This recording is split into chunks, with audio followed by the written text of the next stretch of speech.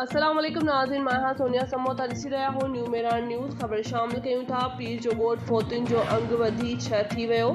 पीर जो ॻोठु भरिसां ज़हरीलो खाधो खाइण सबबि बेहोश थियलनि मां वधीक हिकु नौजवान इस्पताल में दम ॾेई छॾियो। फोतुनि जो अंग वधी 6 थी वियो।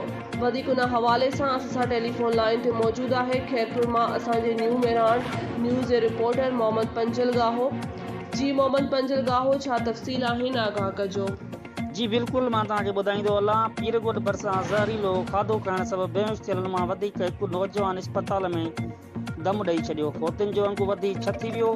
ॿिनि भेनरुनि ऐं हिकु भाउ समेत 4 ॼणनि जी हालत ॻणती जोगी ॿुधाई पई वञे। ॻोठ में सोग वारी सूरत छायल आहे। पीर ॻोठु भरिसां ॻोठु हेबत खान बिरोही में ज़हरीलो खाधो खाइण सबबि बेहोश थियलनि मां वधीक हिकु नौजवान 17 साला दिलबर पुट गुलबेग बिरोही खैरपुर इस्पताल में फोत थी वियो आहे। गुज़िरियल 10 कलाकनि में फोतुनि जो अंग वधी 6 थी वियो आहे, जॾहिं त ॿिनि मौसूम भेनरुनि ऐं हिकु भाउ समेत 4 ॼणनि जी हालत ॻणती जोगी ॿुधाई पई वञे।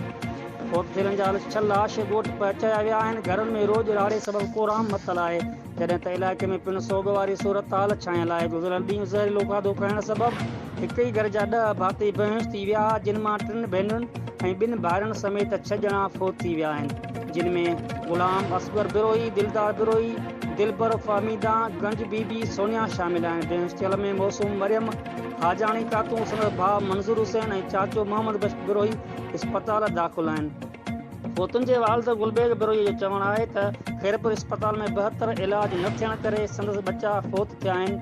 नोटिस वरितो वञे। जी